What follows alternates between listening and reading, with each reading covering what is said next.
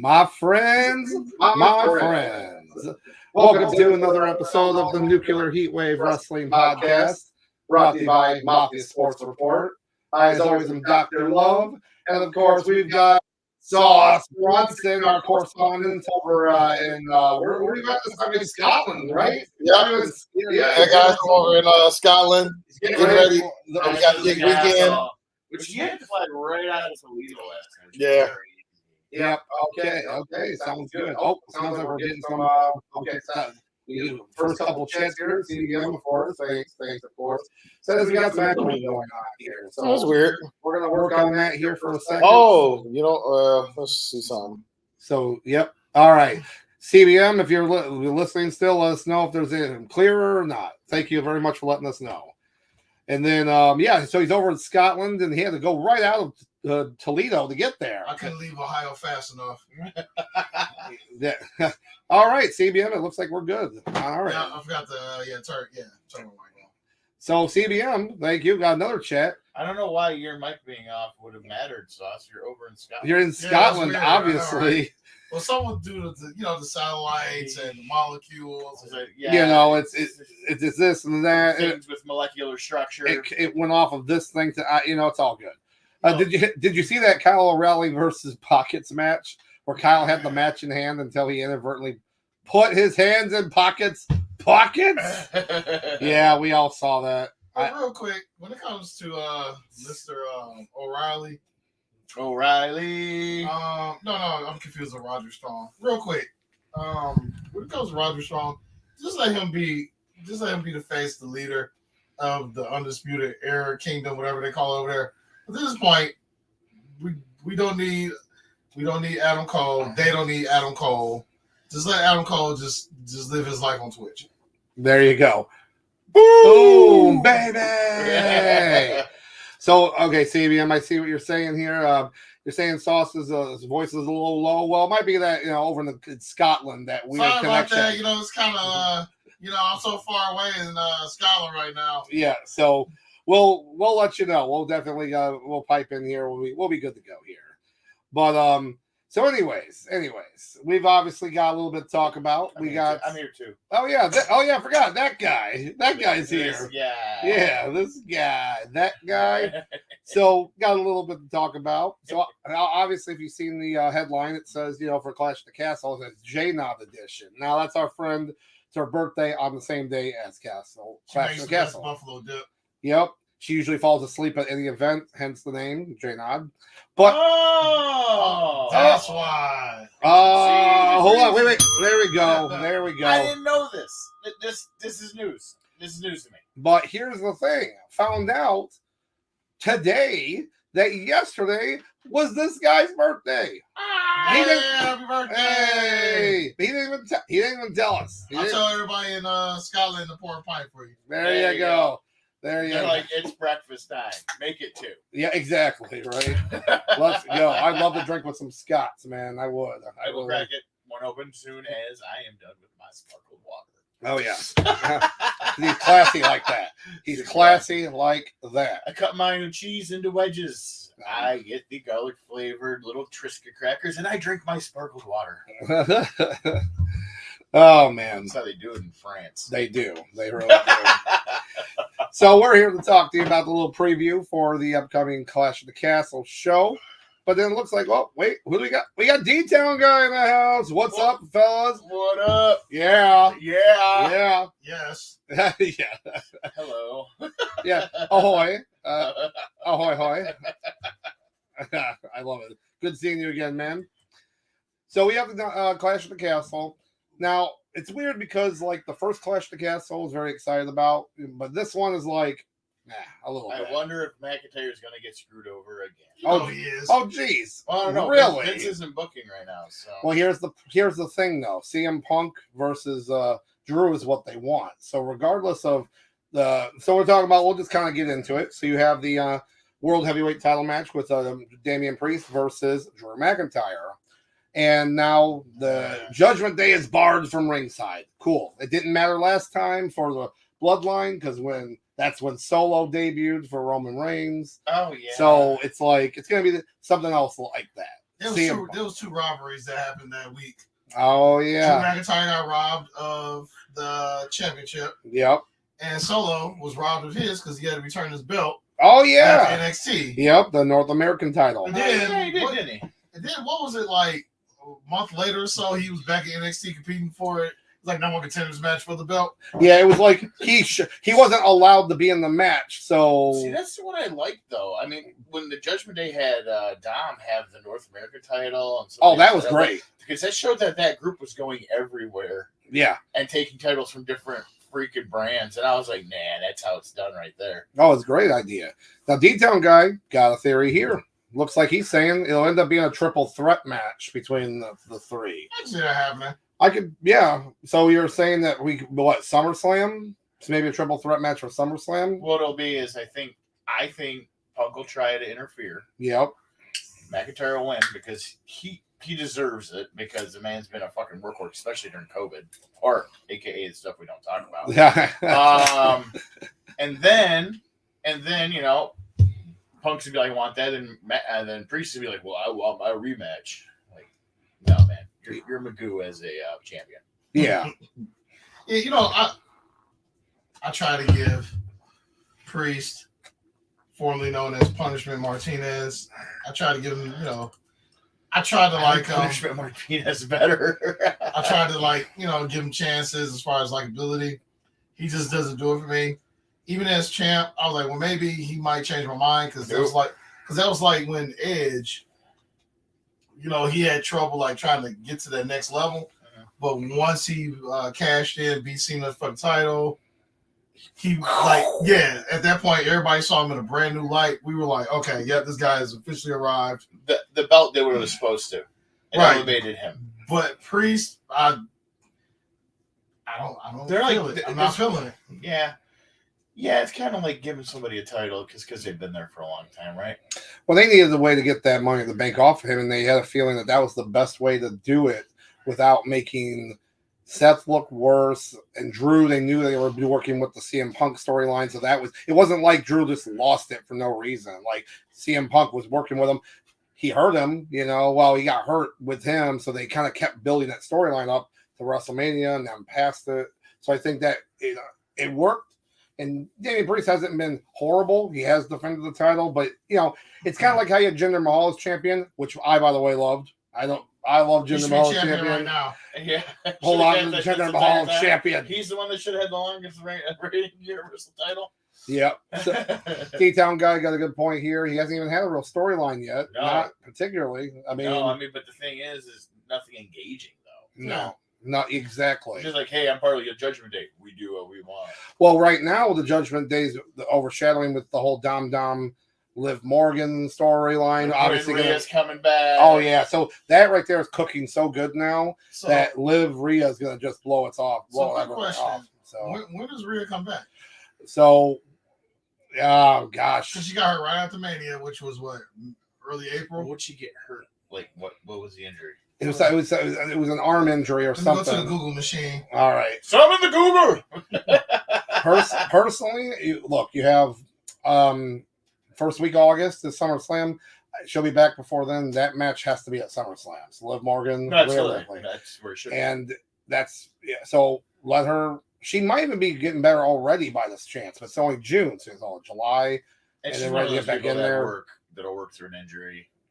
Yeah. Oh yeah, because I mean, you know that how many times wrestlers have to work through them, especially if you got a big push or something. I tore my rotator cuff. Oh yeah, I worked with a partially torn rotator cuff. It sucked. Oh my gosh, you're very limited in what you can do. I was about to say it's like you kind of need to move your arm, right? Yeah. I was always using this to do stuff for a while. They're like, "I'm gonna work your arm." I'm like, this one, ow.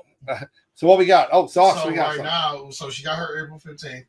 What they're saying is right now, and this was 4 days ago on the Sportster. The Sportster. Right now, she's not scheduled back for SummerSlam, but we were also told if she heals up faster than expected, or the storyline changes where they need her for an appearance, it's still possible. If rehab can't mend the shoulder enough, then she could need surgery. So right now, she's just doing rehab. She's not doing surgery. Okay. So, which is smart. All right. So we'll have to wait and see, but I love that this is still cooking, and they haven't forgot about it. Like with Liv and Dom and because of the stuff that we've seen, Finn Balor is getting ready to have a feud with Damian Priest. Yes, Finn Balor, you watch and see, could win Money in the Bank this year. And I don't know. I think Knight might want it. Oh, and I'm with you on that too, and we'll talk about that in just a little bit because I have some theories on what's going to happen with that. But okay, Finn, we'll talk later. Yeah, oh yeah. But as for this match, Damian Priest, Drew McIntyre, does Drew have a chance to win this title in Scotland? Okay, well, here we go. Here we go. Everybody sees it coming. They think they see it coming. Then here comes the swerve. Okay, all right. So I think personally, they will give it to him. But yeah, something happens where he gets screwed, a dusty finish or something. I don't know why. It's just too much like screw job finish on it. But I mean, could you imagine the massive boos that would happen if he gets screwed over again? Like that nuclear heat. So I'm just saying. It'd be a wave. Bam! There we go. Let's go. Let's go. So it's possible. It's possible to see something like that happen. But remember, the match is also not like a no DQ match. That's very important to know. And it's not going to be the main event because Cody's fighting Styles. So that definitely will main event. I love how they're building this up. They're building up the Cody Styles fight match so well. Yeah. Especially the fact that Cody will take sick bumps to further his storyline. We've seen that in AEW. We've seen it in WWE so far. Him wrestling with that torn pec. I mean, come on. I talk about injuries. That was still sick to see. They even made a Funko Pop, by the way, of torn. Yes. So it's all like they sold so many figures of that. Yeah. So we attended. Sauce and I attended Raw yesterday. Yep. I always love going to premium events, live events, you name it. Especially, I've never been to a Raw before. I always went to a SmackDown. But you know, it's always fun to go there. And then my beautiful girlfriend got me the tickets for my birthday. Oh, look at the suck up here. It's so yeah, well, I know she's watching. Hey, but yes, good job. Good job. So we went there, and she's like, it's a lot different than watching it on TV. I'm like, yeah, it is, because commercial breaks make all the difference. There's context, and there was some shit that they showed in between the commercial break. I'm not sure if anybody's seen it on TV. Oh yeah, and that happens a lot too. You always like to see how the whole thing sets up. You know, and you get tapings too. You got main event tapings. Yeah, like that. Well, the main event that they did a speed match. It was Dijak versus Xavier Woods, number one contender for the speed championship. See, and I'm not gonna lie, I've watched a few of those speed matches. They're exactly what they are fine. They're 3 They're minutes. little 3-minute matches. Yeah, there's ADD matches. ADD matches. Oh yeah, we call it the Ritalin title. Right. But no, Dijak. That crowd is firmly behind Dijak until Xavier Woods came out. Yep. Yeah. You can't be a New Day, baby. Yeah, no way. And there's a possibility. I'm not saying they're going to break up, but they hinted towards something last week. Final Testament. Yeah, where he missed, he tried to tag him in because he got knocked off the apron, so it kind of looked like he wasn't there for him. And I don't really like that. If they broke up, I don't want to be something like that. No, because New Day is going to go down in history as one of the best tag teams groups of all time. Yeah, I agree. So it'll be the second best. So yeah, of course. So because we all know who the best is right here. I'll agree. Oh, my buddy's all the way in Scotland. I can't. It's so far away. Followed closely by the Midnight Express. Oh, yep. No arguments here. held multiple tag titles at the same time. Yep. But then again, so did the Dudleys. Yeah. No, I know what he's saying. So yeah, it's gonna be interesting. Most likely, yeah, Damian Priest will retain the title, but you don't see CM Punk's gonna be there. Whether he'll be on commentary. Even be more. I enjoy him being on commentary. Yeah. That's one thing about going to a live event. You missed the commentary. I didn't get the commentary, and Pat McAfee was there. So let me tell you, something funny about that. Since you missed it because you were there live, when they were doing the promo with Drew McIntyre, who was doing his promo, right? And then he said Damian Priest's name, Damian Priest music hit, and he came out. Like he said his name. Pat McAfee said, hey, he said his name and he appears. And there's only one person. So everyone's losing their mind on the internet because of the TNA kind of like connection now with Jordan Grace, Ethan Page coming for now AEW and TNA. But there's one person what a that great acquisition, man. yeah. But Ethan Page is a I'm friend. telling He's you good. guys, at Clash of the Castle, if I hear that music hits and Joe Hendry comes out, and the song even talks about all the places he goes, and one of them is Scotland in his actual song. Who's the one? Come on. Boys from Dalton Castle. Dalton Castle needs to get picked up as well with the same gimmick. Yes. Oh, it has to be the same. It has to get the same gimmick. Oh my It's gosh. so weird. So, oh gosh, I have to get the picture of Joe Hendry where he's just like, I believe in Joe Hendry. So yes, we all will believe. I promise you. Believe That too. Okay, I need to ask something. Yes, of course. I was at the live event, and so was Sauce. Yep. And did you see anything about the Wyatt Six? Because we saw something that was extremely creepy on the screen. Ooh, no, I didn't see it. I didn't see anything. So what? Okay, because they kept on playing this. They showed the Raw. You remember that, Sauce, where they showed the Raw logo and it was playing that like music, that old timey music, and it was getting Yeah, they played it for like a good like 3-4 minutes. Yeah, and like it was a lot of static on the screen. Then pretty much anywhere there was an LCD screen, they just show like everything was just all static out. Yeah, and they talk about the swamp, going to get down in the swamp, and I'm like, there we go. They're getting ready. And real on the sidebar. I mean, going sidebar moment, whatever it's called. My only thing is with Bo Dallas, as far as him taking on this gimmick, I just hope that it doesn't turn into something that is cool for like 3 weeks, and then everyone forgets, doesn't care, and then they're basically all for nothing. I think they're building it right, and not to mention the tragedy. I'm thinking like longevity for it. Yeah, because everybody was afraid that Bray was going to be flash in the pan, but then he developed the Fiend, and the Fiend was awesome. So here's the thing, though. I do agree with you. Love the Fiend. I was always a Bray Wyatt fan, regardless. No, I like the whole cult leader thing. That was great. Now here's the thing. The Fiend was really good, except the Fiend is a creature that doesn't need a title. But I understand why it was so popular. Let's give him like the Universal title, and of course I want to see Bray Wyatt as a champion.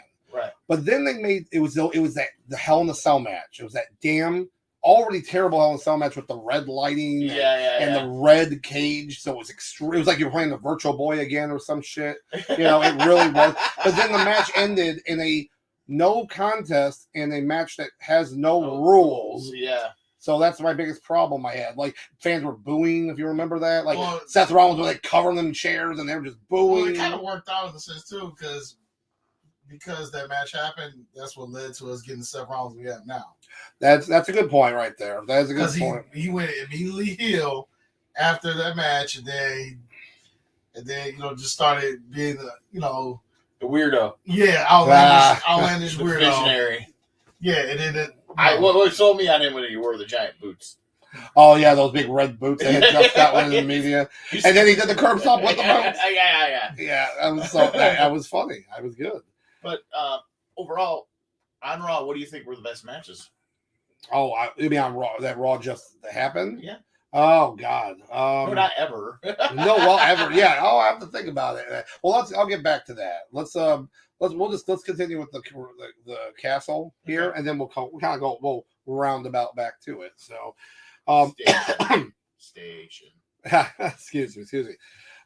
So another match on the card, which I'm happy to see, but I know we all already know that's going to happen, is you have Bayley defending the women's title against Piper Niven. So she's in her pain. Yeah, I mean, that's what I mean. But it's really cool that they're actually pushing, Piper Niven in regard to here's the problem, though. I think they kind of assume, they know she's Australian, right? Like she's not British, but You're not British. But Australians still, praise the Queen. So I guess you're British. Yeah, which is really weird. The Queen's on your money. You're British. You're all descendant of thieves that they exiled to that island, right? Full of what was it? 9 out of the 12 most dangerous creatures on the earth. Oh yeah, anything can kill you. Oh yeah, and they act like nothing big too. Oh no big deal. They're like, oh, there's an alligator coming out of your toilet, and that's fine. They're cool. We're cool. Oh, you got a giant snake in your attic. That's fine. Yeah, Sauce would definitely not go there because there's spiders as big as bulldogs there. We got cave spiders there. I remember watching Fear Factor when the Hardy Boys were on there and Jacqueline and shit. Oh my gosh! And Matt Hardy ate that things that they blended together, and they had that one giant spider that was on that craps table. Thing was that big. Yep. No. It looked like a Spiga from the Godzilla series from the fucking. You could put a collar on it. Yeah, it could be a pet. It could be a little pet. You call them long legs. It's all right. Hey, look, there's not a lot of spiders in Scotland right now, so Sauce doesn't have to work. Oh my god! Throw the whole country in the trash. The whole entire country. So I'm happy to see Piper and Evan win this match, and they'll probably give her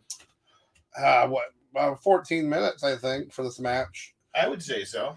But Bayley will win. Chelsea Green's still doing a great job with her gimmick. It's just so funny to me because if they would just let Chelsea Green wrestle like she did in Lucha Underground, she would outshine the majority of the other women on this WWE. And mind you, there's some great women's wrestlers. Anybody just look up Chelsea Green when she was Reclusa, that was her name, versus Pentagon. Yes, Pentagon Dark, Pentagon Junior. Yeah, I'm telling you, not only does he, because you got to remember, CMLL and Mexico, it's completely normal for a man to fight a woman in an actual match. Completely normal. Or in a house. Or in a house. Yeah. I shouldn't have said that. Oh, now he feels bad now. I don't feel bad. It's all in fun. Get over it, Mexico. Here we go. So, and we got some general knowledge here with CBM. With Australia still has a governor general who is representative of Australia to the British Crown. So they still praise the Queen. Well, the king. Thank you, CBM. We still do not understand it. Yeah, Australia. And D-Town guy also said, "Do you guys see they are building up Ludwig Kaiser?" Yeah, we knew that was happening once. That's good. He's great. Once they kicked out the useless member of Imperium, Giovanni. Yeah. Well, I will say it was cool to bring him back because of the original Imperium, but because he had no Triple H was like, "Hey, come on back." Okay. Oh wait, you can't talk on the mic at all. Ooh. Oh boy, he's like Ridge Holland, he's useless. So Dragunov will join them. Oh, I just can't wait for that. Trust me. Dragunov will join them because. You think Dragunov is going to join Imperium? Oh, absolutely. See, it would actually be nice to see that. Yeah. Well, Moon Cotton was it pays off for him. That's a bold move, Hunter. Oh my gosh. Oh yeah, wait. Besides Australia, apparently, so is Canada. But guess what? Blame Canada. Blame Canada. Hey, I just watched that movie since Canada came along. I just watched that movie 2 weeks ago, and it still holds up in 2024. First off, so here's the thing, Sauce. I wish you would have told me you hadn't seen it yet because. Oh, no. I saw it years ago. Well, here's the thing, though. On June 23rd, it's coming back to theaters in a sing-along version. Hey. So. And I still have the soundtrack of that movie. I bought it the day after I watched it. It's literally still in my car right now. I have it in my car. It's so great. It's so great. Up there's so much room where babies burp and flowers bloom. Yes, that's Satan that sings that song. Gotcha. Anyways, the trains went completely off the rail, but that's fine. That's about per the usual. Did you just do a derailer? Oh, I did do a derailer. Oh, what's going on? So, anyways, there's not much else to say. I really hope with Piper Niven, that she gets showcased some more because she's really not going to until she obviously breaks up with Chelsea Green. Eventually, that's going to happen. You know, they're going to kind of do have that storyline, but pretty much that's about it. There isn't much else to that match. My mom did for me also CBM. Oh yes, yep. This is fun. My mom and dad did that for me as well. Have your mom read the theater watch. So let's talk about that for a quick second. So I'm about to turn 40, and that movie is 25 years old. So that tells you something. Okay, first off, I might get more gray hair here. My buddy Andy and myself have been watching South Park since it first came out in 97. The movie came out 2 years later in 99. And, the show is like, kind of gross out humor, but not nearly as crazy as it is now. So my mom had to take us to see the movie because, it was R-rated. We're like, oh, it's R-rated because it's... You were not allowed to watch this show after that movie, were you not? Oh, no, we watched it. So we get in the movies, and of course, the song literally comes up and says it's the Uncle Fucker song. And my mom lost her mind. So we're sitting here having a great time, and that's why Matt Stone and Trey Parker are great. In the movie, they're making fun of the fact that the people are more mad about swearing in the movie. It was just... It's about like the act of somebody fucking their uncle. Yes, correct. that is not a problem. There's no problem with Satan in a gay relationship with Saddam Hussein. Yeah, there's no problems there either. But so among other things, the movie stands to the test of time. I do enjoy that movie because there's a Detroit joke in there like multiple times. It's a running gag. like they keep killing these dead people, and they're like, "Where was I gonna go? Detroit?" I know. It was just so stupid. I love it. Oh, here we go. Time for UFL football. Good evening, gentlemen. Good evening to you. And I bid you a steel chair to your back and a thumb up. Well, I appreciate it. And it's a very sad time, though, about that. You just mentioned UFL football. It's very sad because the really dominant Michigan Panthers team was eliminated from the playoffs. So they were? Yeah, they were like a 7-game winning streak or something. They were insane. Listen, look! I'll rather have the Lions win it than the Panthers. All right. Hey, lifelong Panthers fan over here. Listen, blowing the lead, screwing it up when it matters most is Detroit football tradition. Okay, this is true. Yep. We played 3-down football here. Yeah, not 4-down. Oh my God! At least they kicked the field goals though. I'm just saying. Oh, I made myself. I mean, you're not wrong. I made myself sad. I'm sorry. Stupid. Oh, that's something. But anyways, Piper Nevin, yeah, she's not winning. There we go, right? One match that I'm not really super stoked for is that triple threat for the tag. Yeah, let's just talk about that and get out of the way. Yeah, get out of the way because it has the null void of pro wrestling, Shayna Baszler in it. Chrissy actually announced that that's her least favorite wrestler now. She goes, "This is so boring," and I'm like, Wait, Shayna Baszler? Shayna Baszler is boring. She does not care for her. Oh, well, I mean, she's more a submission specialist, so it's no, I get it. I understand it. Yeah. But, and Chrissy's not all about, like, explaining her what high spots are and stuff like that. But I'm not explaining to her. She goes, it's not that. It's just, I don't believe that she's actually getting into it. And I'm like, oh, okay. You're like, right, no, I can get behind that, but it's your take on it. Yeah.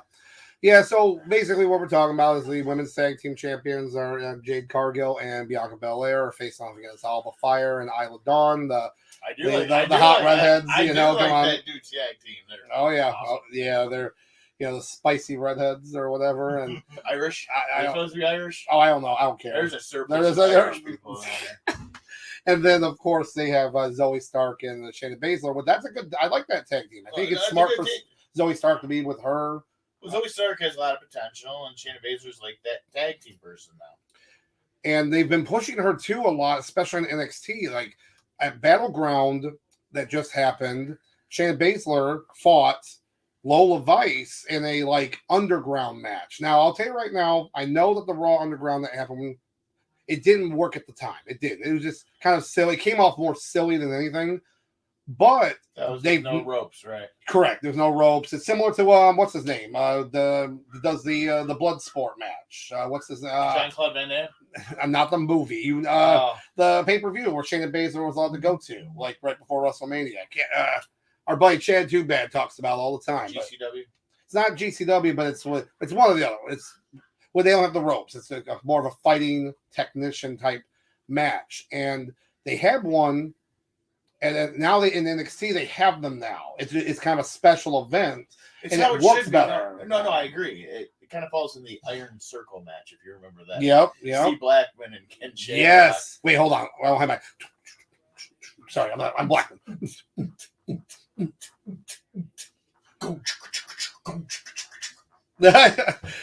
But yeah, so I thought that was interesting that she was in that match, and now she got this.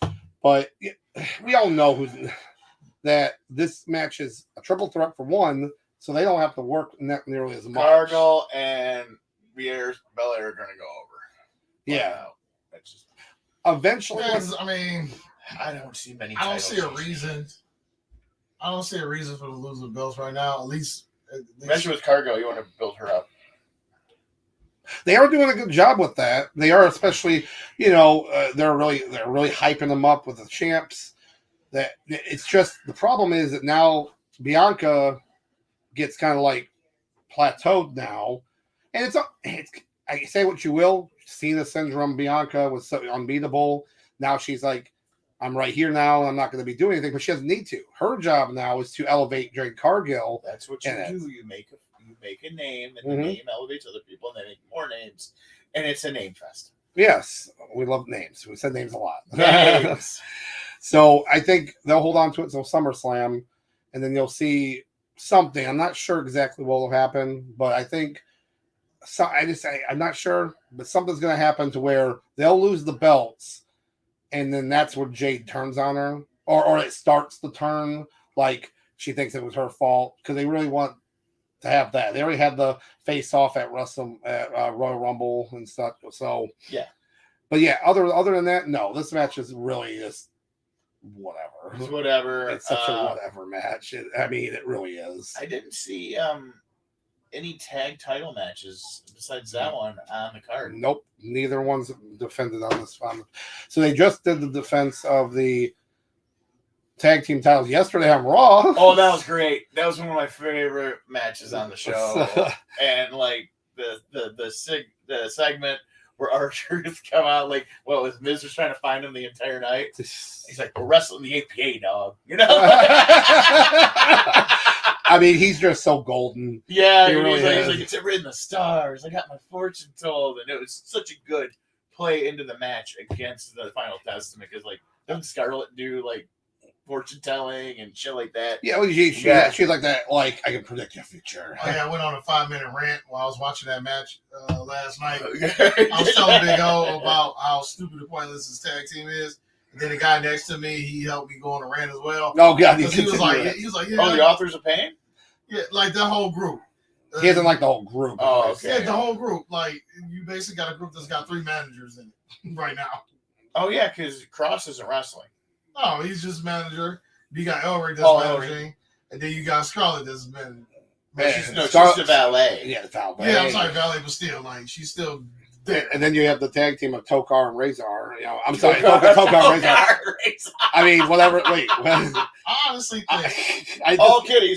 They were the bad guy mutants in Teenage Mutant Ninja Turtles 2. Oh yeah, let's talk about the movie. I'm sorry, I have to always say this. So it's a good movie, but they wouldn't allow them because they have weapons in the freaking movie. Yeah, that's why in the very beginning of the mall they were using stupid shit. The sausages. Listen, I will not allow the slander Ninja Turtles 2 Secret Ooze happening on this podcast. Let me tell you. You would not have weapons. I still put Turtles 2 above the original one. Fight me, at me, because there's other mutants in it. There's other mutants in it. We get it, Sauce. Listen, and Kevin Nash. Watch that he wasn't in it. That's the only bad part about the movie. Hey, Kevin Nash was in it. There you go too. And he didn't tear his quad. That we know of. Shredder goes down. He was only in it for 8 seconds. So. That's all it takes. That's all it takes for him. I know.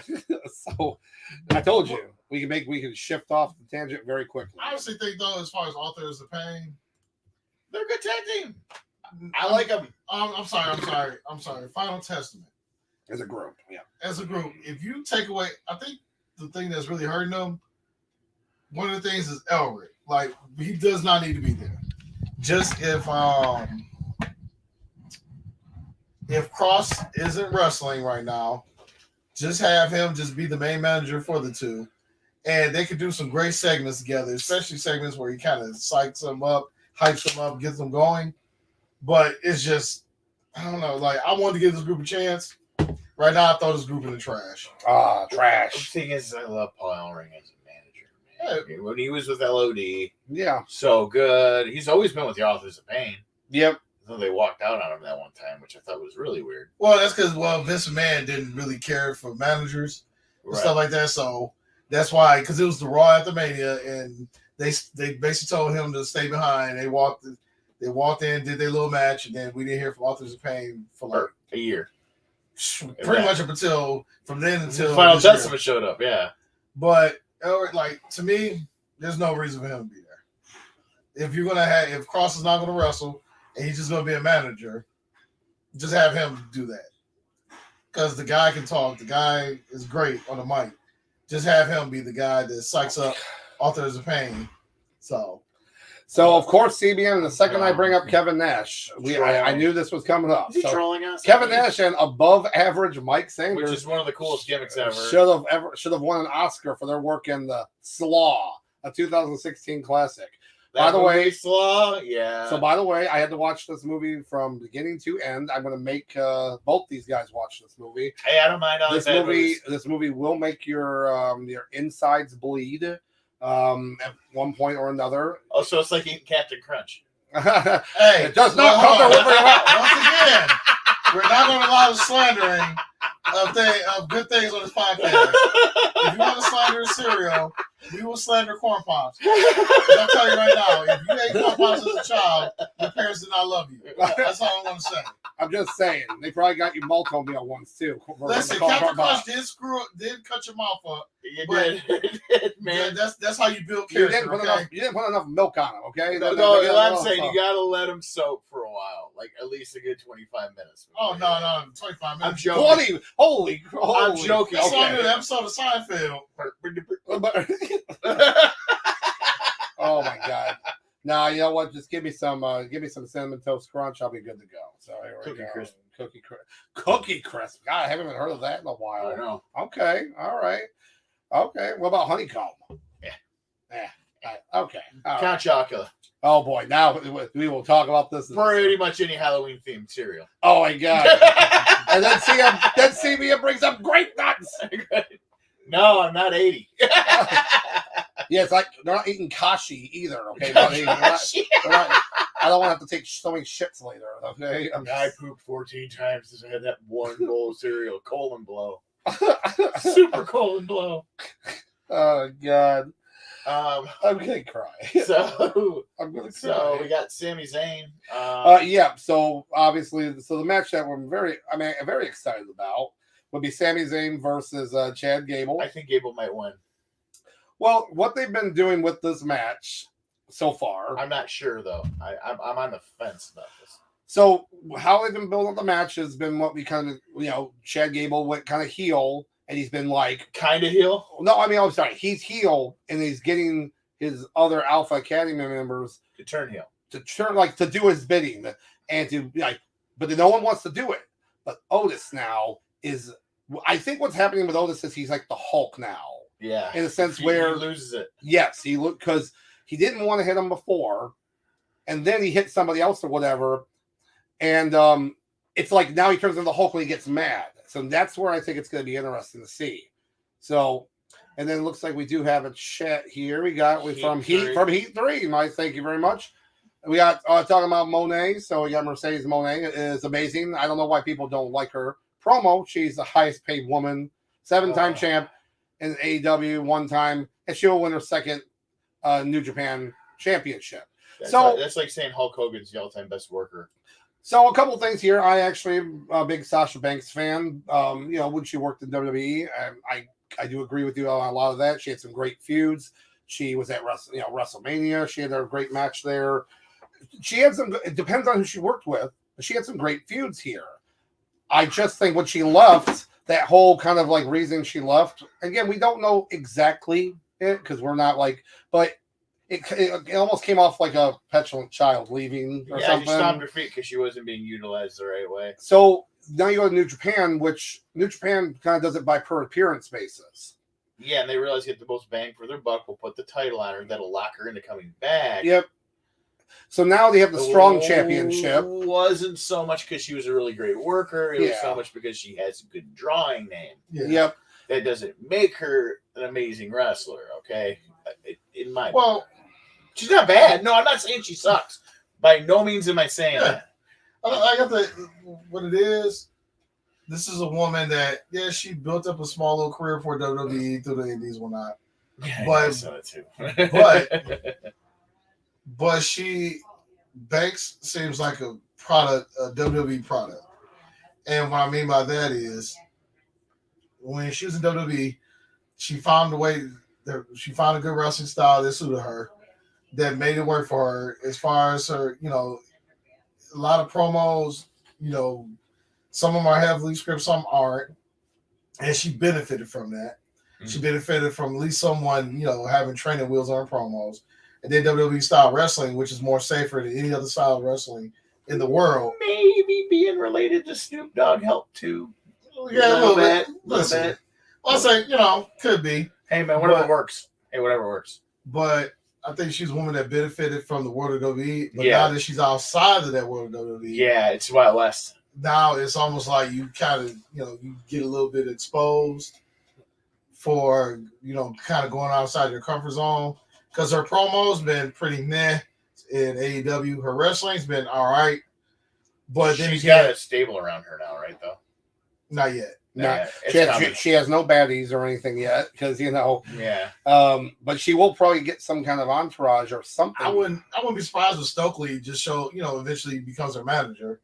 Because AEW, AEW, you can't be by yourself very long. You got to be. No, you can't. You got to be surrounded by people. That make no sense. Yep, for sure. Yeah, that makes sense. But you got to be part of one of the 14 factions. But as far as the Heat 3, I mean, what she's done for wrestling, for women's wrestling, we'll never take that away from her. But there is a reason why she's being heavily criticized now, is because once she left the security blanket of WWE, as far as her promos and her ring work, she started getting a bit exposed. Yep, everything's very meticulously planned out for you in WWE. That's what, those guys over there back in Michigan, they knew exactly. He took the word. He basically took what I was trying to say. It was like my mouth. I'm eating all this haggis. I can't get it off. That's basically. And some wrestlers, when they get outside of their promotion, outside of the way they're doing things, sometimes they get exposed and they don't necessarily. What they do doesn't translate everywhere else. So, but it's just, she's a woman that, she's benefited from being WWE as far as protected, as far as, ring style, and as far as mic work and everything. Because, AEW for a while, for the last few weeks, she was just kind of just pretty much saying the same old stuff, just gargling the same old lines, whatever. Yeah. Then she's doing, stupid little, little boss dance, which I get. You gotta have a shtick about something. Absolutely. But Norman Smiley had what worked before. And trust me, we're not dogging her at all when it comes to her abilities. Like, go watch her in Hell in a Cell matches, her WWE, her main event, which I did mention, and I've got against Kairi Sane. Definitely against Kairi Sane, if you're referring to her New Japan match that she had for. I think Kairi Sane's incredibly underrated and very, very good. Yeah. For sure, and she's a massive draw, and I feel like she'll dominate AEW. Now, here's the thing about that, is I'm never the biggest fan of someone debuting and getting the title right off the bat. No, I think it's shit. I think it ruins their entire trajectory. But here's the thing, that specifically was a built-up kind of storyline, because she had fought Willow Nightingale for the Strong Women's Championship, and she was supposed to win, but she got hurt, so she couldn't win. Willow ended up winning, so that was already kind of like, okay, this makes sense to do that. Now she's facing the current women's strong champion at Forbidden Door, so she's leaving with 2 belts. Yeah. She's gonna win that belt back. So?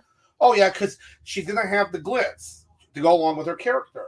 The CEO has I'm gonna have both belts. She's gonna come out and that's fine. Just build up the character some more, and then put on some more matches, some high quality matches at AEW. Then we'll see, because right now it's always been their problem. They get a big signing, they have them wrestle some matches, and then they just kind of forget about them. And I'm not saying that happens to everybody, but now we're hearing reports that Will Ospreay needs to take time away from the hectic schedule of AEW.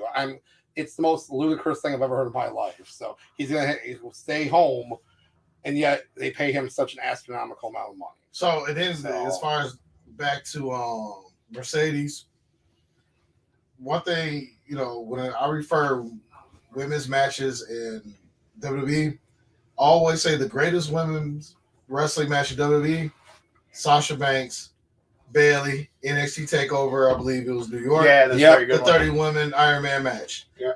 Any woman who ever wants to get into wrestling, haven't watched that match. The story and everything was great. Any little girl that wants to get into wrestling WWE, haven't watched that match. Oh yeah, but that's what I'm saying. It's like, but the thing is, Bailey's her best friend.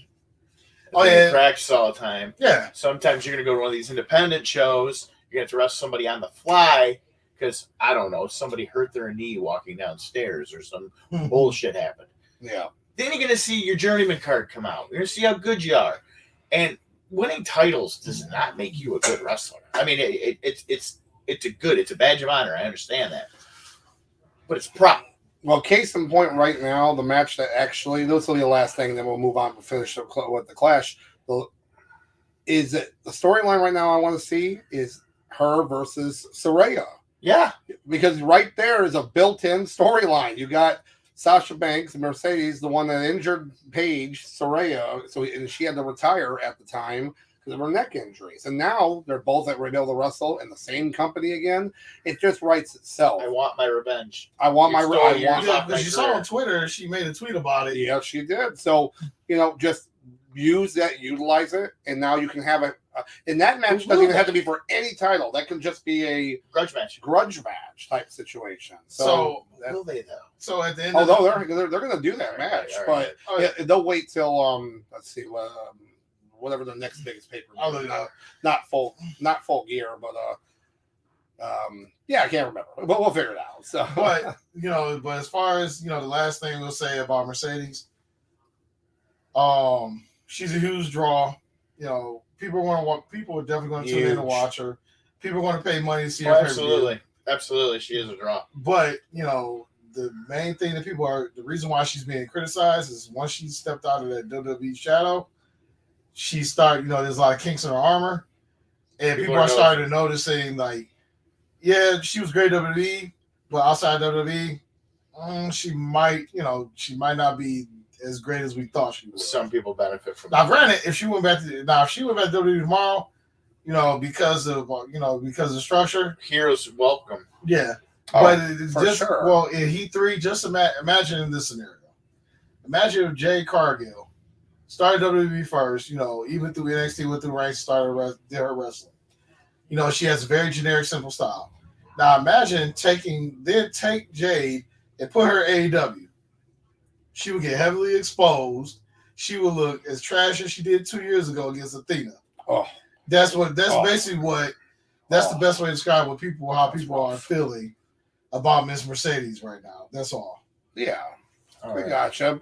So we appreciate all the thanks for the feedback. Yeah, but going on with this match with Chad Gable versus Sami Zayn. Now you got Otis in this kind of. Oh, real quick, fellas. Oh yeah. So you were wondering. So the next big AEW pay-per-view is August 25th. All In. All In, yes. At Wembley. The Wembley. At Wembley. The Wembley. Oh, these pay-per-views are happening in Europe. I know. Yeah, I know they really are. Gentlemen, as you were. Oh, thank you very much. Live from Scotland. Scotland. On location. So. They have Coors Light there. It's amazing. All right.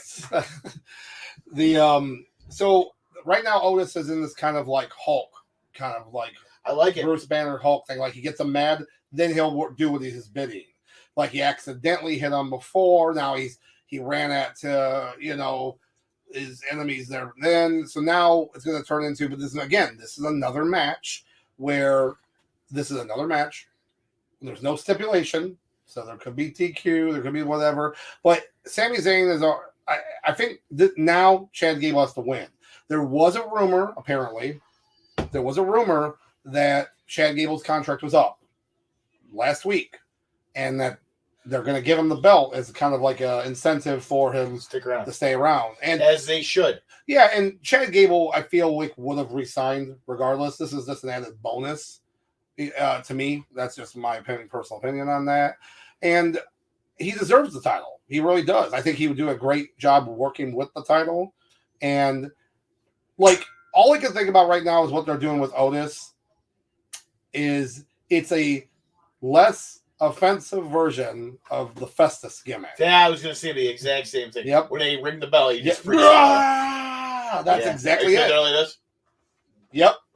Exactly. It's a completely way less offensive. Less problematic.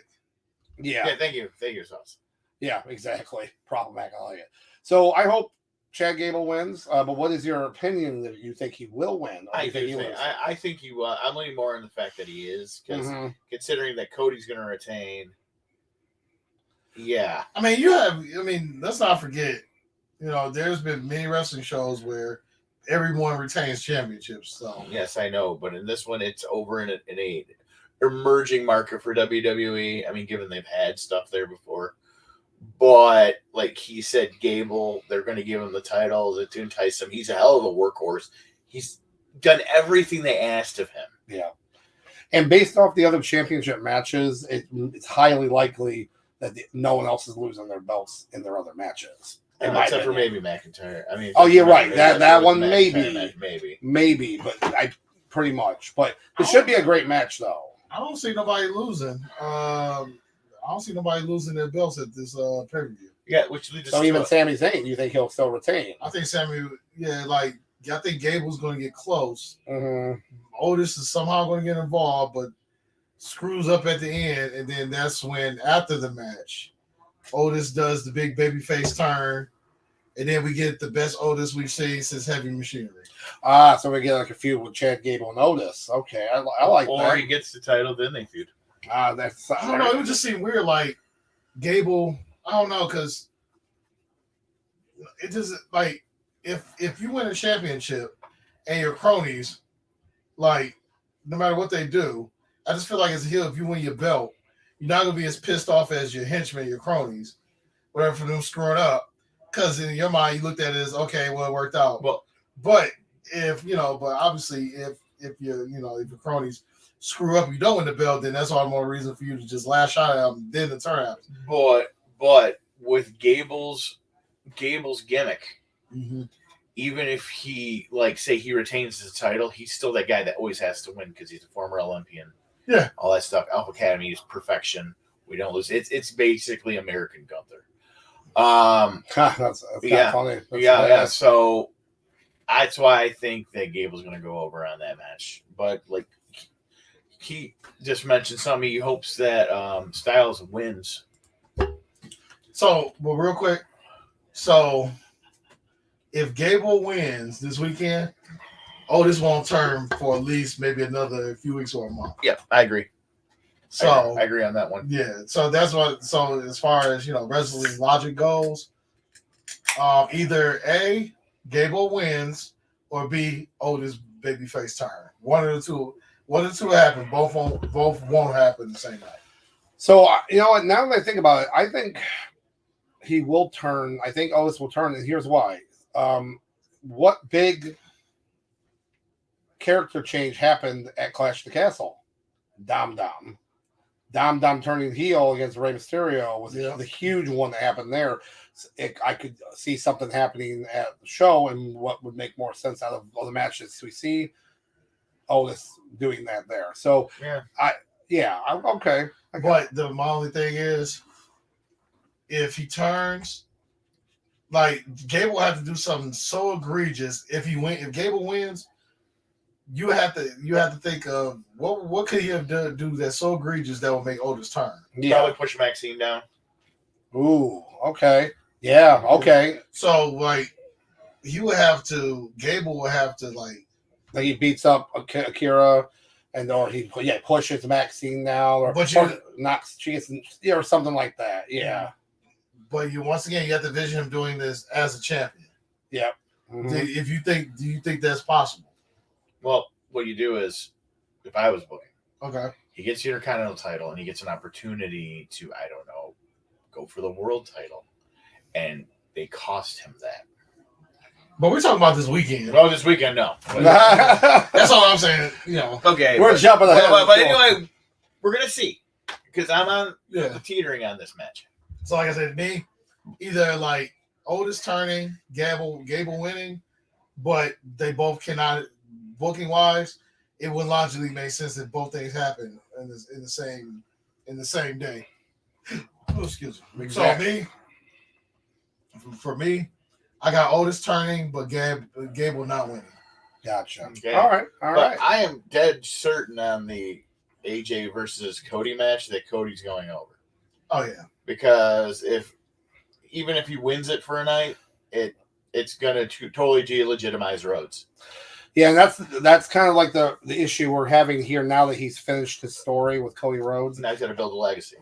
He's got he's got to. Now I love AJ Styles. I love so good. And I loved him when he was champion.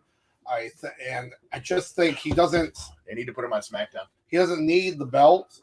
No, really, he doesn't really need the belt anymore. I would be for sure down for him being champion because again I was just such a fan of for so long.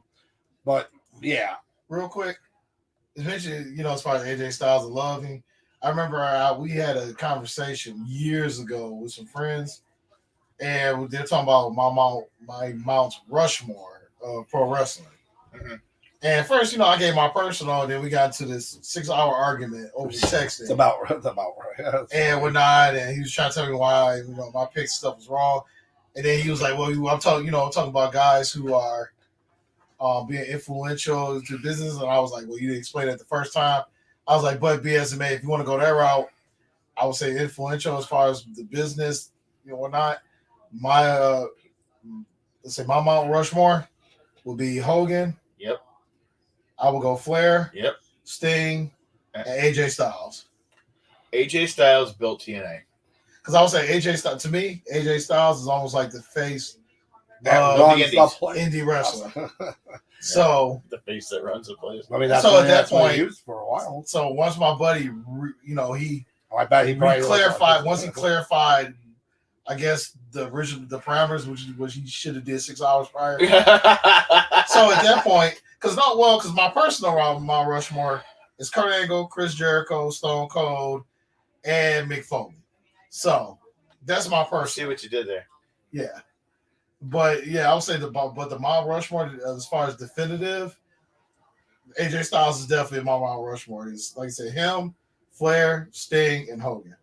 No, actually, I took Hogan out and I put in Cena. Yeah, okay, gotcha. Undertaker's in one of mine. I don't know the other three. That'll be a good episode for a future episode of our Mount Rushmore. Oh yeah, the Undertaker did hit on his. Podcast. He did do it. He did. He So said it's not fair. And it's not fair, but we're willing to do this for our fans. Exactly. We don't do half-point scores anymore, so guess what? We can do a Mount Rushmore. It's our own version. So, but going on to this match right here. Oh, here we go. We got Heat 3. What's his Mount Rushmore is Austin, Taker, Triple H, and Brett. That's good. That's a good take on it, actually. Yeah. A lot of people, that's a little different, but it's actually I'm glad Brett's on there. Because you got to remember, it's always subjective to when you started watching wrestling that really impacted you and everything. So I was going to say the same thing about The Simpsons. Yep. Whatever year, like when it comes to The Simpsons, whatever era you started watching, that's going to be your favorite timeline. Yeah. So granted, it might be somebody who's like in their early 20s who just started watching The Simpsons, 10 years ago. Mm-hmm. Pretty much, yeah. They're going to look at that as their favorite era of The Simpsons, just like with pro wrestling. So CBM has an interesting take right here on. I can't look at the Taker the same way anymore after he did a cameo where he said "All Elite Scooby Doo." Well, I can. I just ignore it. I know he's being a little joking too. I know. About it. But, moving on with this match though. So this match is such good build up. It's great build up.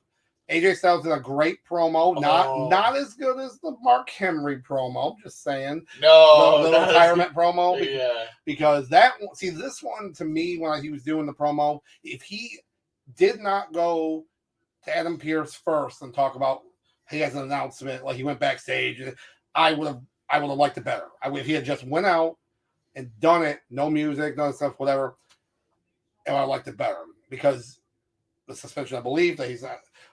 That's why the Mark Henry one was so good because you believed it. Yeah. because he hadn't done anything really, not really for a little while. And then, so anyways, it's an I Quit match, right? So I Quit matches can be pretty good, as long as they're as long as it's not a TNA one. Oh god, those two aren't like submission wrestlers either. Yep. No, and they're not. Well, okay, so you have AJ does use the calf killer. That's one of his. That's his signature one he uses. Calf crusher. Sorry, WWE calf crusher. Can't say kill. Yeah, I can't say kill. no. You know, Killer Cross. No, can't say wrestler either. No, we can say it now. We can say it now. We can say it now. Superstar. Belt. No, can't say belt. Belts. Entertainment pants holder. No. So yeah, it will be interesting to see. Now, Cody did use some kind of submission hold in Impact. And he did the figure 4 too. I highly doubt he'll use that in this match. It will be kind of. I think he will. Yeah, most definitely, especially because as far as Flair Hall of Famer, they can't. Dusty used the figure 4. Okay, good. No, good point. All right. Well, and plus any opportunity where they can feed as far as lines for Michael Cole to say, that's take a push from the great vintage Ric Flair or something stupid like that. I know what I would love to see in the match. There's like. Well, yeah, I mean, always. That guy, he knows. Yeah, so what I would love to see here is this: I Quit match is, by definition, in a sense, it's a no DQ match. So there's not going to be any kind of DQ interference by the Good Brothers. No, I actually don't even believe interference is going to happen. I just want the spot to happen. I want him in the corner, and he beats him up, and he puts him up ready for the Gold Dust when he kicks him in the nuts. Shattered Dreams. Shattered Dreams. Come on, do it, because then he can be on the ground and then what do you say? And it would work. No. The reason why I like that is because the last match they had, he had him on the ground, and all of a sudden Cody did a cartwheel and then did the Stardust thing to his face. He did. That's awesome. Like, how cool that is. Like, so do the Shattered Dreams in the corner. I would would so cool. love it because you never really got to see Goldust do that to people except the Blue Meanie. Exactly, because it's illegal moves. They're like, no, it's illegal. And the Blue Meanie always sold it well. He's like, no. So, oh man, that's so. Yeah, I just. God, I love the BWO. I know, right? I can still pull that off easily if I wanted to. I could pull off the Blue Meanie. Who would I be? Well, you'd have to be Big Stevie. Big Stevie. Yep. And then we got Nova right here. Hollywood Nova. Anytime to wear a midriff shirt, I'll be fine with that. I saw E3 did a Mount Rushmore women's. I do see that. Yep. Here. Yeah, some of them I definitely agree with. Like Medusa. You just totally forget about Medusa. So we have Monet, Charlotte Flair, Trish Stratus, and then you had corrected and said that was Lita for your fourth one. I would say Trish Stratus is on there definitely, but you forget like Victoria. You forget Gail Kim. Yeah, well, Gail Kim got a lot better, obviously, when she went to TNA. Like, that's some of those wrestlers that went to TNA and actually got better. Right. Hone in on their craft. True. My only problem I ever had with Gail Kim is the way they booked certain things in TNA was so ridiculous. Oh, God. This match, I'd like to bring this up. I'm pretty sure Sauce knows the story, but I have to bring this up. Okay. So there was a match for the title. Cannot say the pay-per-view right off the top of my head, but she fought Awesome Kong for the women's title, right? Baron Awesome Von, Kong. I liked Baron Von Stevie. Baron Von Stevie was great. But Gail Kim fought Awesome Kong for the women's title, and it was a pretty good match. I loved Awesome Kong. Now, if you know Awesome Kong, she's a beast. Like a beast. Big. Way bigger than she was Gail Karma. Kim. She became Karma. Yeah, for like 2 matches in WWE. Well, she came out like she feuded with Michael Cole. I know that told you right off the bat. No, that was great. I love that angle because Michael Cole generally ran away from her. Yeah, it's such a weasel thing. Needless to say, the thing that made me mad about the match was there was a spot where Awesome Kong did a splash from either the second rope or the top rope on Gail Kim. Splash. Gail Kim's like small as Sasha Banks or something, and she kicked out. But she killed her with the splash. But yet, I shouldn't do that. But then later, she used her eat the feet move, which doesn't look good on a bigger person than you. And then she wins. If you're that kind of size person and you hit somebody with a splash, they should not kick out. I'm sorry. Especially that big. It's like when Mike Awesome did his frog splash. It killed you. Devastated. You're done. Over. But, I mean, the only thing I think would kill you more is his top rope power bomb. Oh, my gosh. When he would do that. Drops a knock on his head. Yep. And then CBM, of course, pulling out not Bull Nakano, Megumi Kudo from FMW. If you haven't seen her work, you'd be amazed to see her house share work in 93 has only been equaled now. Yep. And that's true because they've got some hard-hitting matches. And CBM, I don't know if you caught it earlier, I was talking to these guys about Chelsea Green as Reclusa and Lucha Underground in her match against Pentagon and how devastating that match was, which how good she was. Like, we want that Chelsea Green in WWE. Yeah. It's crazy. But I like, it's funny. I'm just going to throw a sidebar on this. You know, like everybody was on Maxine Dupree, like, because she did really bad in the Royal Rumble. Well, yeah. But then, like, a couple weeks later, she put on a really good fucking match. I give her a lot of credit. She's worked and trained. This is a girl that basically, like, if you actually hear her story, she kind of just was a valet, and then they wanted her to start wrestling, and then you were in a group where you were not a wrestler. So then they're like, okay, now. So I've given her a lot of credit. That's why people should not. There's many other people to boo than that. Like, right. She is trying, and she's been entertaining. Hey, no, get out of here. Sauce. I think he's trying to get on, like, defile the great man. The great man that says the night job. The mad janitor. Yes. Eddie Kingston. The Mad King. Listen, leave my uncle alone. Okay? I can tell he's like 7 people's uncles. Sauce, I'm pretty sure. Yeah, because he always banged all the people on his garbage route. Oh my God! He's got his janitor. He's got his garbage route. He's got all this stuff. I give Eddie Kingston a lot of shit on this show, but he's got good psychology. Yeah, I just wish he'd work out more. That's right. A couple push-ups, please. Yeah. A couple sit-ups, maybe. He's actually a legit nice guy. I bet he is. Just don't be a dick to him. Yeah. So yeah, this match. He'd probably tell me to go fuck myself. He probably would. Yeah. So we're in agreement here, though, that Cody does hold on to this title. Absolutely. He beats AJ. Absolutely. It'd be ridiculous if he didn't. I think AJ too is going to be the same way. I think AJ doesn't. And then he doesn't want it. He's going to go to SmackDown. No, he will. They need him over there. Yeah. They don't have enough main event people. Let me tell you something. A crazy idea won't happen, or would it? He loses this match or whatever. Okay, loses the match, and I don't know what happens, but I believe in Joe Hendry, and Joe Hendry says, "Toss the match, maybe not call it whatever," and he wants Styles, but he only will face him on my turf. Styles wrestles the next TNA show against Joe Hendry in a match because they don't want him to fight for like the title because that's he doesn't want that. But how amazing would that be? Since you already had Jordan Grace come here.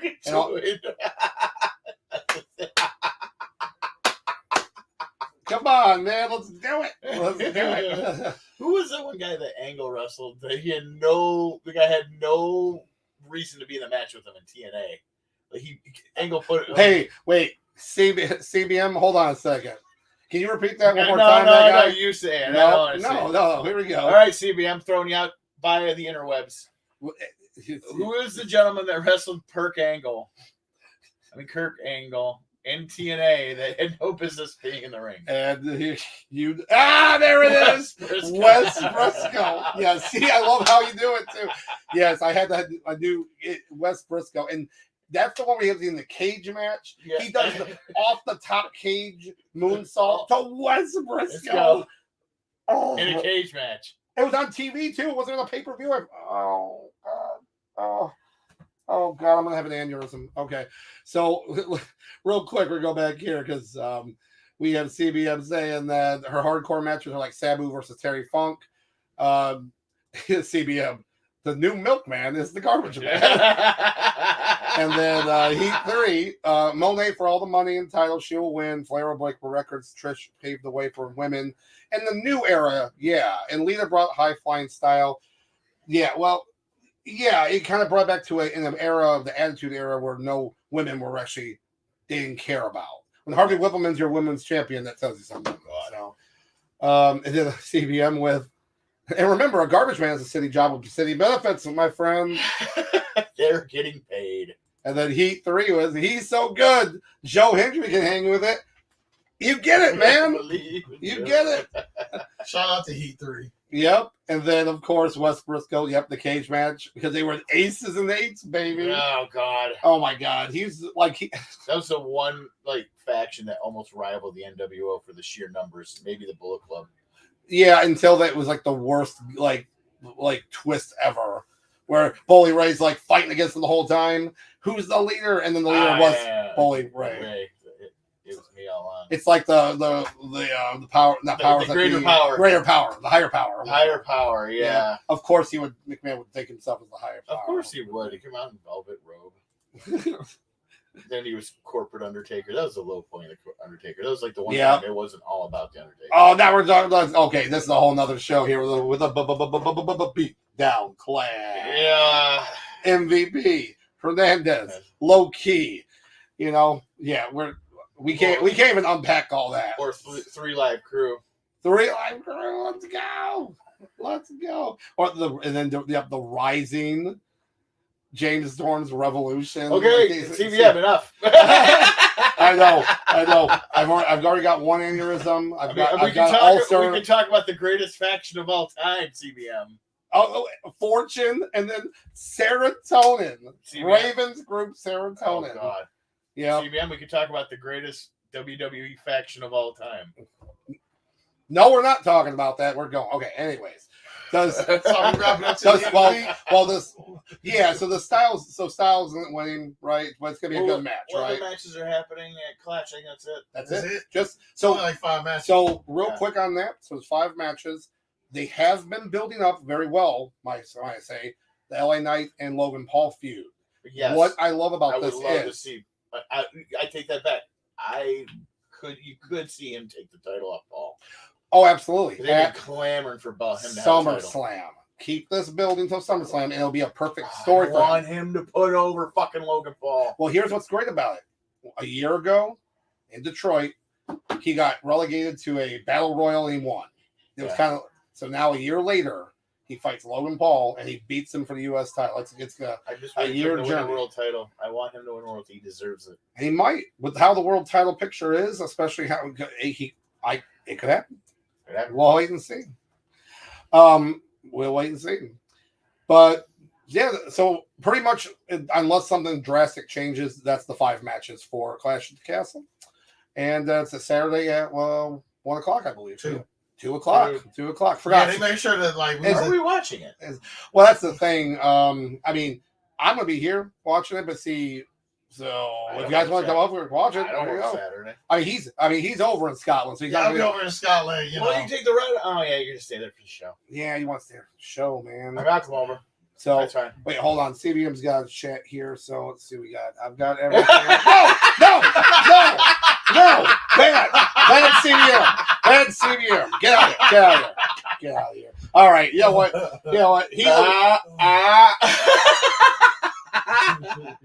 He of the week's canceled. You cancel it. Delete. I'll bring the scribe in here. Delete. I'll bring the musketeer in. Delete. Yes, I'm mixing up gimmicks in the Maxwell. groups. Yes. Okay. Maxwell.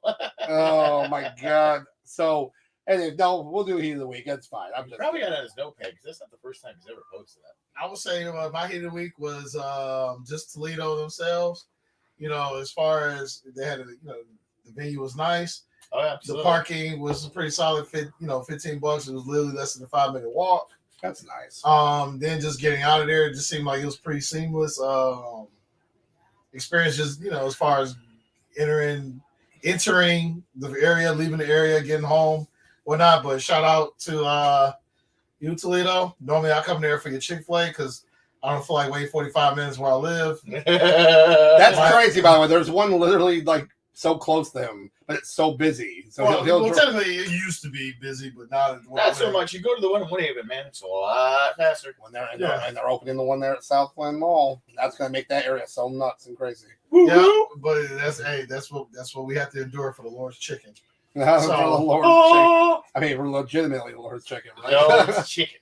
But yeah, my heat of the week, the city of Toledo for hosting Monday Night Raw. It's a good venue, good show, had a good time. Good times. Okay. My heat of the week has to definitely be the continuation of the storyline of this Dom and Liv Morgan. Oh, you've been super excited about it. Well, because I kind of called it. I know a lot of people can say they called it, but I definitely was like, this is happening. You it's been a paint by numbers, and Dr. Love has painted the numbers each time. And it's been so good that they're kind of out of that PG era thing now because letting her work it, you know. And like, there's nothing wrong with not being vulgar. I mean, I was gonna say we could get out of PG era a little bit, but we don't have to get back to the vulgarness of it. You mean like hairy beaver cleavage and like puppies every 5 seconds and like you guys Mae Young giving birth to a hand? Yeah. Well, you guys did see though when Meacham was interviewed last week before her NXT match, right? And backstage, she was on TV for in the backstage for I don't know 30 seconds or something, and then it's like, oh, okay. I'll try to see if I have this her backstage promo. We'll see.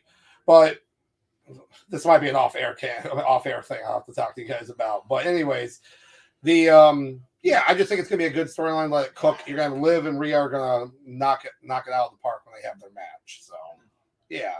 What about you? Yeah. My heat of the week was the interaction between Braun Breaker and Ilya Dragunov. Oh, yeah. Everything involved in it, including Ricochet. And we're going to miss you, Ricochet. We are going to miss being Ricochet. in the WWE, but we'll probably see you in AEW next week. Oh, well, I wish they had the music. And the guy did the business. He made Braun Breaker look like a fucking psychopath. Oh, yeah. When he power slammed him off of a platform onto a car. Oh yeah, it looked great because it was devastating. Right now, don't worry. In a few months, he'll go to AEW as Rick O'Shea, the Black Irish. There we go. Rick O'Connor from the Mummy movies. But no, like the whole thing, that match. I mean, like it had good psychology. It started off slow, but everything they did looked like it really freaking hurt. Everything they did. Oh yeah, that's what is always good to see something like that. That's devastating. That looks devastating, and no high flying, none of that shit. No, just smash mouth wrestling. Yep, I love it. So Ricochet, thank you. Thank you so much. You should have gotten more title pushes. That's true. It is true, but you were the high flyer there. He was there majority with McMahon. If anything would have kind of been different, if Triple H was there the whole time, then maybe something else could have happened with him. Right. We'll know in about 3 years when Ricochet gets tired of dealing with AEW, comes back. I wouldn't say 3 years. I think he's going to sign a year contract. I personally think he'll go to Japan. He'll go back to Japan and wrestle. He makes so much money over there. Well, here's what's going to happen. Now, before we go, Ricochet and Ospreay are going to have another match. For sure. If anything, AEW wants to just one. They'd sign for one match just to have that repeat of the infamous viral kind of video that got non-wrestling fans into wrestling again. It would make the Omega Ospreay matches look like nothing because those two can fucking go. Oh yeah. So that personally, I think that would be amazing to see.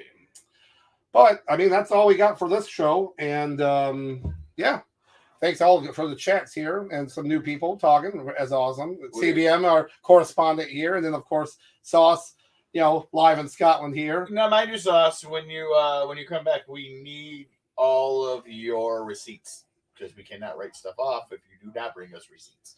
Gotcha. Correct. Yes. Make sure you eat all the Scotch eggs you want, and there we go. Okay. But on that note, we're going to head out of here, and since Sauce has won Scotland, I think he'll sign us off today. Ladies and gentlemen, just want to listen. We enjoyed y'all for stopping by, but hanging out with us for just for a little bit of time. But on that note, we got a good weekend of wrestling coming up. Y'all be happy, be safe, be healthy. Most importantly, be good.